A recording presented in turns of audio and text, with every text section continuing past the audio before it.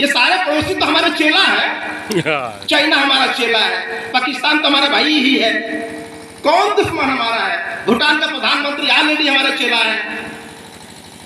तो कौन पड़ोसी है जिससे डर लग रहा है? ये फिजाएं बुला रही है तुझे, ये वादियां ये फिजाएं बुला रही है तुझे। आने में बड़ी देर की है। सबसे पहले मैं अपने देश के राष्ट्रीय एकता अखंडता का प्रतीक, अपने देश के राष्ट्रीय ध्वज का नमन करते हुए, हमारा देश विविधताओं वाला देश है जहाँ विभिन्न धर्म संस्कृति के लोग रहते हैं। उन सारी संस्कृतियों को बड़े सम्मान के साथ एक सूत्र में बांध कर रखने की क्षमता रखने वाला अपने भारतवर्ष का पवित्र राष्ट्रीय धर्म ग्रंथ भारतीय संविधान का सम्मान करते हुए आज हमारे मंच पे उपस्थित हमारे सम्मानित अतिथि पूज्य धम्मगुरु रमेश चंद्र नेगी जी, बड़ी खुशी हुई आपका नाम मैंने सुना, क्योंकि महापुर सोसाइटी ऑफ इंडिया तो आप जान रहे हैं, उसका मेंबर मैं भी हो चुका हूं। वहीं से आपका नाम मुझे जानने को मिला। आज बड़ा अच्छा लगा मुझे, मैं बड़ा खुशी महसूस कर रहा हूं और आपको सुनने के लिए बेचैन हूं कि कब मैं सुनूं आपको। और आज मैं चाहता हूं अपने मुख्य अतिथि का एक जोरदार सम्मान आप लोगों की तरफ से तालियों के साथ।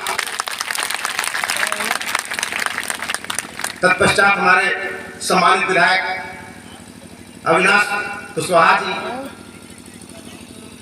आपको मैं इतना ही कहना चाहता हूं कि आज आपने जो चीज देखी है अपनी आंखों से, आपका नाम जब अविनाश है तो इसको विनाश से बचाइए। क्या बात है, इसको विनाश से बचाइए। बस एक लाइन बहुत है, आप जहाँ बैठे हैं वहां के लिए। और ये जो शिलालेख है, इसके अक्षर भले मिट गए हों, भाषा भले मिट गई हो, लेकिन इसका एहसास आज भी इसकी वादियों में घूम रही है। इसको फील करने की जरूरत है, महसूस करने की जरूरत है। और जिस दिन अंदर से फील हो जाएगा उस दिन क्रांति स्वयं हो जाएगी, अलग से करने की जरूरत नहीं होगी। तो मैं अपने सारे अतिथियों का मंगलम सर हमारे बीच आए, आपसे हम लोग बड़ा सीखते हैं और सीखते सीखते मुझे 25 साल हो गए और लग रहा है कि अभी पूरी उम्र गुजर जाएगी और सीखने का कुछ पता ही नहीं चलेगा कि कहाँ इसका क्या विराग है। तो आज प्रवेश श्रीवास्तव जी, आपका अभिनंदन करता हूं कि आपने जो अशोक को गहराइयों से जाना और जब जरूरत पड़ी कहीं बोलने की तो आपने अशोक को ही चुना। आपने कहा, मुझे ध्यान है कि आपने अशोक को चुना। इसके लिए मैं सम्राट अशोक क्लब की तरफ से आपका अभिनंदन करता हूं। और आपने कहा कि विश्व मंच पर, अगर विश्व मंच पर चर्चा किया जाए, हमारे पीएम राष्ट्रपति को विश्व मंच पर चर्चा करने की बात आए तो अशोक और बुद्ध के अलावा कौन है जिसकी हम चर्चा करेंगे? कौन है जिसकी हम चर्चा करेंगे? एच.सी. वेल्स जब लिखता है कि दुनिया के बहुत सारे राष्ट्र राजा, महाराजा, सम्राट, शहंशाह पैदा किए, लेकिन सम्राट अशोक के समकक्ष कोई खड़ा हो सके ऐसा सम्राट आज तक किसी राष्ट्र ने पैदा नहीं किया। ये बात सुनते ही गौरव बढ़ जाता है भारत का। लेकिन अफसोस है कि भारतवर्ष दो तरह का शासन पद्धति दुनिया में चलती है। एक दैहिक शासन होता है और एक वैचारिक शासन होता है। दैहिक शासन उसे कहा जाता है जब आदमी अपने देह से शासन करता है। यानी अशोक जब जिंदा थे तो जब तक शासन किए जिंदा थे, वो दैहिक शासन उनका हुआ। लेकिन आज वो दुनिया में नहीं है। जब दुनिया में नहीं है तो आज भी हमारे राष्ट्रीय ध्वज में अशोक चक्र और राज मुद्रा में अशोक स्तंभ इस बात का प्रमाण है कि आज भी वैचारिक शासन उन्हीं का चल रहा है। बस अफसोस इस बात का है कि अशोक स्तंभ को और अशोक के चक्र को तो हमने अपना लिया, लेकिन अशोक के चरित्र को हमने अब तक नहीं अपनाया। अगर वो चरित्र अपनाया होता तो शायद हमारा पड़ोसी दुश्मन बना बैठा है। ये क्यों होता? ये सारे पड़ोसी तो हमारे चेला है। चाइना हमारा चेला है, पाकिस्तान तो हमारा भाई ही है। कौन दुश्मन हमारा है? भूटान का प्रधानमंत्री ऑलरेडी हमारा चेला है। तो कौन पड़ोसी है जिससे डर लग रहा है? डर से लग रहा है कि यह गुरु देश भारत अपने गुरु का संदेश दुनिया में फैलाने में असफल हो रहा है, असफल हो रहा है। जिस दिन ठीक से अपने भारतवर्ष की सभ्यता संस्कृति को विश्व मंच पर रख दिया जाए तो जितने बुद्धिस्ट राष्ट्र हैं दुनिया में वो सब भारत के मित्र राष्ट्र हो जाएंगे, मित्र राष्ट्र हो जाएंगे। लेकिन प्रेजेंटेशन होगा तब ना, तो मुख में राम बगल में छुरी वाली बात है। विश्व मंच पर हम जाते हैं तो हम बुद्ध के देश से आए हैं, और जब भारत में आए हैं तो भुला जाते हैं। तो दुनिया जानती है, अब तो इंटरनेशनल दुनिया हो गई है। कैलिफोर्निया में क्या पढ़ाया जाता है आप यही देख सकते हैं बैठे बैठे। भारत में क्या पढ़ाया जाता है कैलिफोर्निया बैठे बैठे देख सकते हैं। तो बाहर जाके क्या बोलता है कोई और इंडिया में आके क्या बोलता है, ये सारी बातें कितनी फर्क है। विधायक जी ने कहा कथनी और करनी में फर्क नहीं होना चाहिए।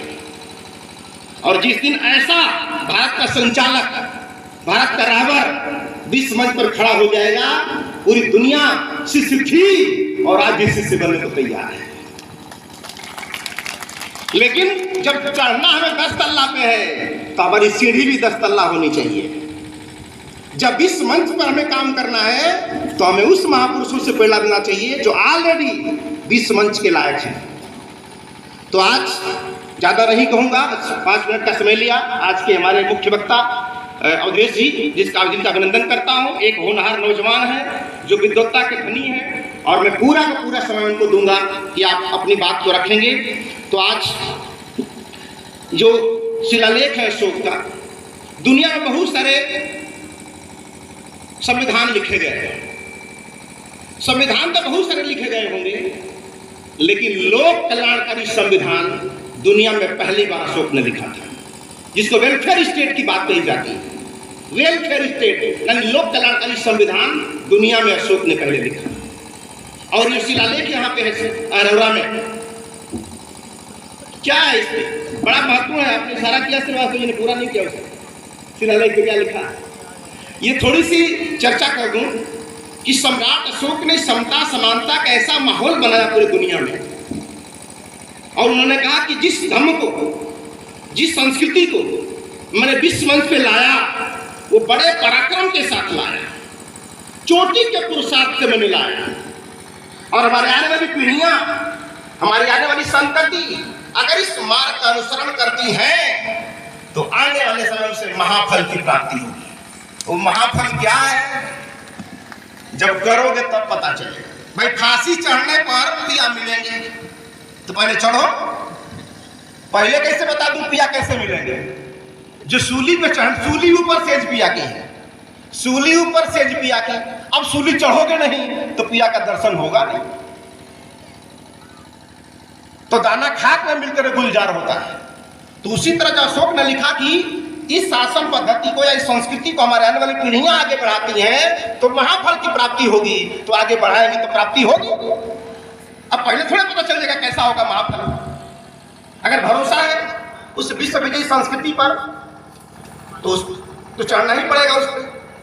तो इस शिलालेख में एक छोटी सी बात लिखा उन्होंने कि एक ऐसा माहौल मैंने बनाया समाज में, नैतिक उत्थान ऐसा माहौल में किया हमने समाज में कि पहले धर्म का काम या धर्म की प्राप्ति बड़े लोग ही कर पाते थे।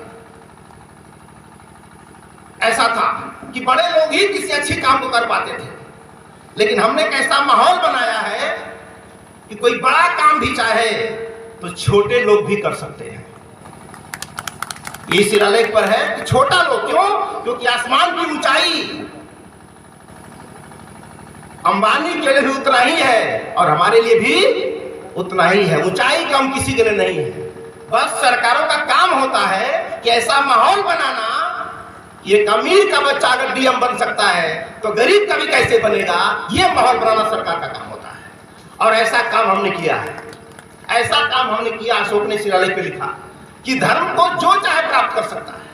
ऐसा नहीं कोई धर्म गुरु प्राप्त कर सकता है, कोई बड़े लोग प्राप्त कर सकते हैं। प्रयास अगर करें, सतत कंसिस्टेंटली प्रयास करें तो हर व्यक्ति से पा सकता है। ऐसा पवित्र भाव इस शिलालेख में लिखा हुआ है। इसको डिटेल जानेंगे। हो सकता है कि अगली बार जी आए तो शायद इसी कॉपी लेकर आएंगे। मैं भी आऊंगा, तेरे पास कॉपी थी, वो कॉपी लेकर आए हैं, लेकिन मेरी बात उतनी अथेंटिक नहीं होगी जितना प्रवेश चंद्र जी के अथेंटिक होगा। मैं बोलूंगा तो लोग बोलेंगे डॉक्टर साहब इसलिए कह रहे हैं। भाई एक्सरे का रिपोर्ट में क्या निकला है वो तो रेडियोलॉजिस्ट बताएगा। अगर मैं बोल दूं कैंसर है, वो बोल देगा नहीं है, तो किस पे भरोसा होगा? रेडियोलॉजिस्ट पे होगा।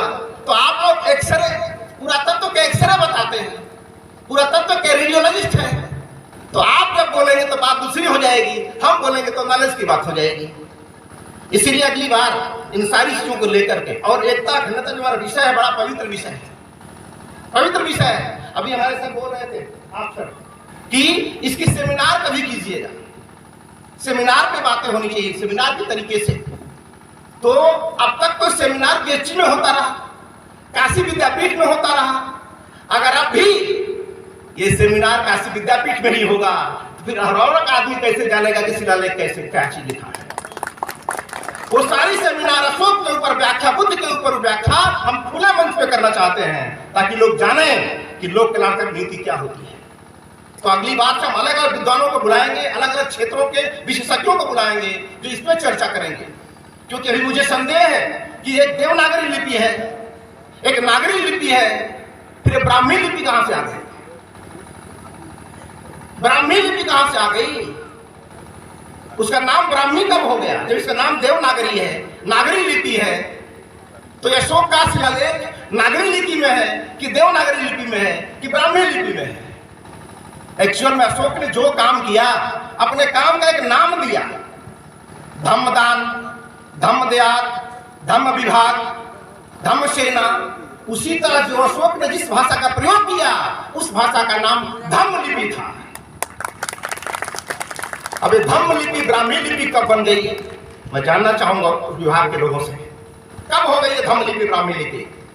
जबकि अशोक ने अपने हर काम का एक नाम दिया, तो भाषा का भी नाम दिया। क्योंकि पुरातत्व विभाग में जो खड़ा होते हैं सारनाथ म्यूजियम में, तो भाषाओं का इतिहास लिखा गया है लाइन से, तो लिखने का इतिहास ही अशोकन लिपि से शुरू होती है। अशोकन लिपि शुरू होती है, पहला लाइन जो लिखाएगा अशोकन लिपि। जब लिखने का काम ही अशोक ने किया, तो उनकी भाषा तो धम्म लिपि थी, ये ब्राह्मी लिपि कहां से आ गई? तो कहीं कहीं शब्दों का है, क्योंकि शब्दों से बड़ा खेल बिगड़ता बनता है। नहीं तो विकलांग को पहले, हाथ पर टेढ़ा मेढ़ा वाले को पहले क्या कहते थे? विकलांग।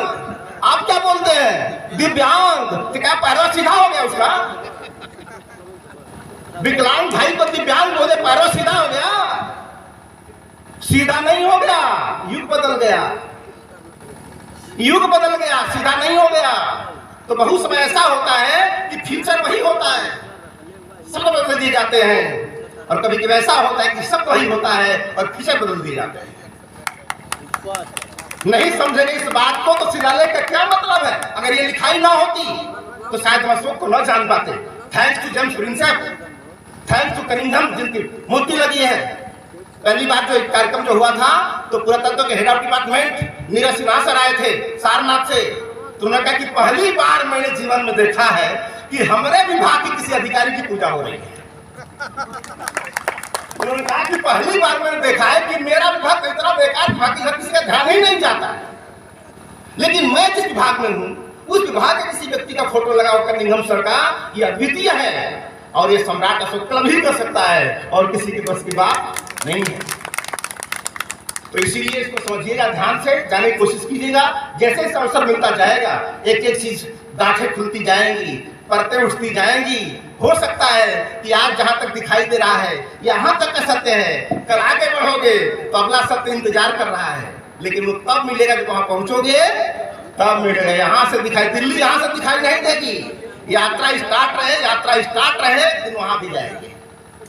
तो इसलिए ये जो भारत की एकता अखंडता जो विषय है, सम्राट अशोक के शिलालेख के अंदर इसी विषय की चर्चा की गई खाली है। राष्ट्र एक कैसे रहे, राष्ट्र अखंड कैसे रहे। ये रुपया पैसा के लिए नहीं आदमी लड़ता है, व्यवहार के लिए लड़ता है। उन्होंने ऐसा वैसे क्यों कह दिया, उन्होंने मुझे छूत क्यों कर दिया, उन्होंने अछूत क्यों बना दिया। तो जो लोग वसुधैव कुटुंबकम की बात करते हैं वो ख्याली पुलाव खिलाते हैं।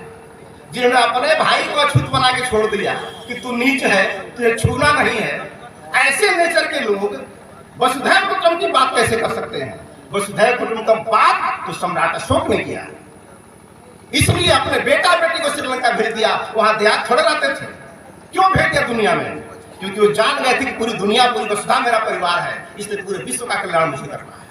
तो ये एकता जो अखंडता जो विषय है, ये पूरा का पूरा व्यवहारिक पक्ष है। अब इस पर चर्चा कभी लंबे समय पर होगी बाद में, तो इस पर चर्चा करेंगे विधिवत। और जब तक नॉलेज नहीं होगा, आपके पास लर्निंग एटीट्यूड नहीं होगा, जीवन भर सीखने की कला नहीं होगी, तब तक आगे नहीं बढ़ सकते आप। तो रोज पढ़ो, रोज सीखो। 1 घंटा 4 घंटा ताश खेलने का टाइम निकालते हो, 1 घंटा पढ़ने का टाइम निकालो, रोज पढ़ो 1 घंटा। तो इन्हीं चंद बातों के साथ आज मैं आप सभी अतिथियों का अभिनंदन करता हूं। आप सभी लोग आए, आप सभी का अभिनंदन करते हुए, और इस सम्राट अशोक क्लब के जो कार्यकर्ता जो तीनों जिलों के थे, आप लोगों ने मेहनत से इस कार्यक्रम को सक्सेस किया, इसके लिए बहुत बहुत बधाई। थैंक यू, धन्यवाद।